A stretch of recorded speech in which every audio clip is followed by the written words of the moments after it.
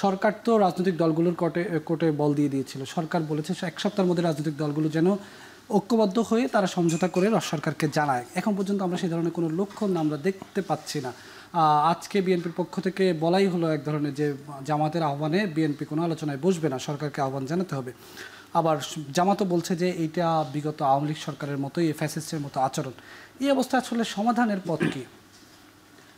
মানে আওয়ামী লীগের মতো আচরণ, আওয়ামী লীগের সাথে তুলনা, এগুলো খুবই নিচু মানের ব্যাপার, এগুলো খুবই খারাপ। মানে বিএনপি আওয়ামী লীগকে একই জায়গায় ফেলে দেয়া। আমরা অভ্যুত্থানের পরবর্তী সময় থেকে জামায়াতের আমিরকেও একই ধরনের কথা বলতে শুনেছি যে একদল গেছে আরেক দল বসে আছে ইত্যাদি ইত্যাদি।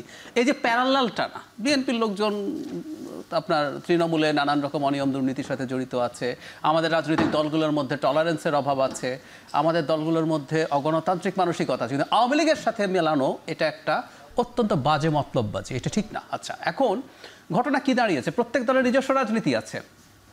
জামায়াত যখন আহ্বান জানাচ্ছে, তার সে আহ্বানে বিএনপি এখন পর্যন্ত মাঠের সবচেয়ে বড় দল আওয়ামী লীগের পরবর্তী সময়ে সে এখানে যাবে কিনা তার পলিটিক্যাল হিসাব নিকেশ আছে।